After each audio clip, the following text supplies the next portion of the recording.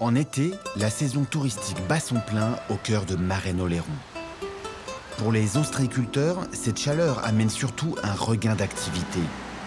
En juillet, ils doivent installer des collecteurs pour capter les naissains d'huîtres. Vous avez la coupelle qui sert à faire presque de l'huître une à une. Hein. Après, vous avez des lamelles. Et il y a le tube après.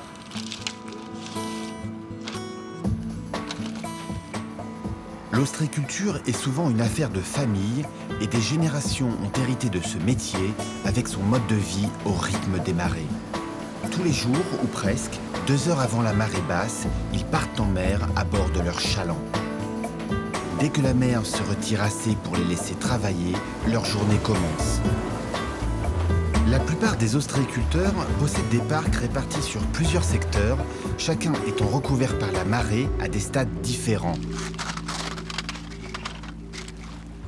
Quel que soit le travail à accomplir, seule la marée détermine la durée des opérations. On s'y met donc le plus tôt possible et c'est une course contre la montre. Le secret de la pose des collecteurs, c'est la bonne technique au bon moment, au bon endroit. Idéalement, on les fixe solidement dans les courants connus pour le passage des larves. Si on les pose trop tôt, ils deviennent trop glissants pour le captage.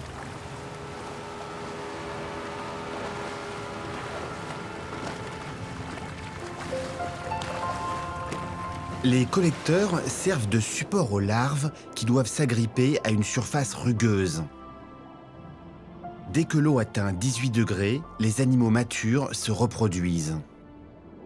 Les huîtres peuvent être mâles ou femelles et changer de sexe plusieurs fois dans leur vie, parfois même en un été. Chaque huître creuse libère des dizaines de millions d'ovules ou de spermatozoïdes. Leur fécondation dans l'eau produit des œufs qui se transforment rapidement en larves. Entre les prédateurs, la salinité et la température de l'eau, sur 1 million de larves, une seule survivra à cette première épreuve.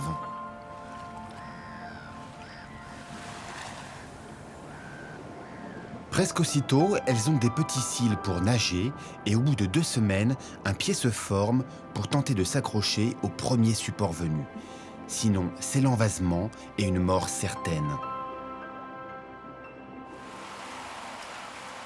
Devant tant d'incertitudes, certains préfèrent acheter leurs petites huîtres dans des écloseries.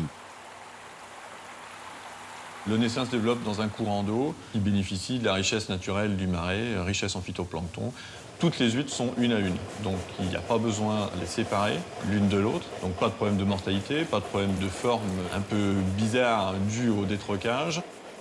Nous avons une disponibilité à l'année. Donc ça nous permet de le vendre aux ostréiculteurs pour qu'eux puissent commencer leur cycle de production le plus tôt possible et profiter à leur tour des conditions naturelles qui sont les meilleures. L'été, c'est également la période d'entretien des clairs. Tous ces bassins d'argile où les huîtres seront affinées doivent être préparés avant la période de grande activité. Les ostréiculteurs vident les clairs et les débarrassent de façon mécanique ou manuelle des sédiments accumulés.